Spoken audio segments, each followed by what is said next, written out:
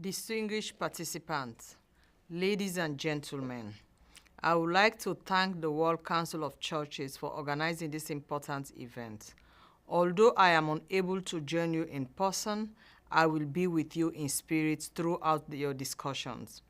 As special representatives of the UN Secretary General on Sexual Violence in Conflict, the DRC has been one of my most important country situations.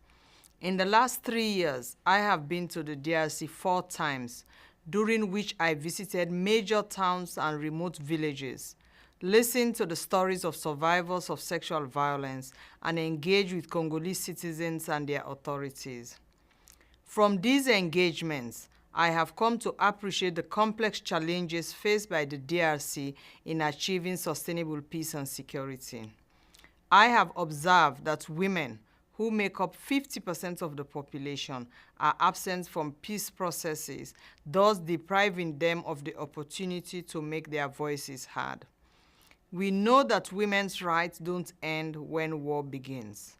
Yet, it is clear that insecurity, forced displacements, arms proliferation, and the breakdown of law and order aggravate the violence which disproportionately affects women and girls. This has a direct link to my mandate. Addressing sexual violence must be central to all initiatives, discussions, and engagements aimed at bringing sustainable peace to the DRC.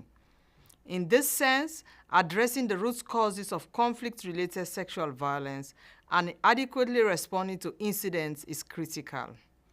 Ladies and gentlemen, some years back, the DRC was referred to as the world's capital of rape. At that time, attention was on the high number of rape cases perpetrated by armed forces and groups in the DRC, in a climate of total impunity and with little or no assistance provided to the scores of victims. Today, we see glimmers of hope, with the national authorities and other stakeholders taking concrete steps to respond to and address the issue.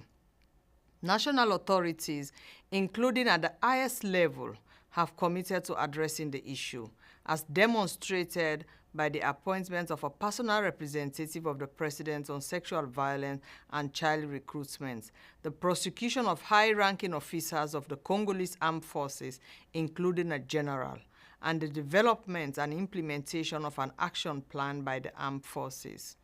These have spurred new education, training, and capacity-building efforts to end sexual violence, as well as having reinforced the individual and command responsibility of senior commanders. These developments illustrate that where there is political will, combined with national leadership and ownership, solutions can be found, even for the most difficult issues like conflict-related sexual violence in the DRC. Nonetheless, challenges remain. In seeking durable peace in the DRC, we must empower women to address their vulnerability and enable them to participate in all governance and decision-making processes. We must facilitate assistance to victims of sexual and gender-based violence. We must facilitate livelihood support to victims to enable them to continue living with dignity and hope. We must systematically hold perpetrators accountable.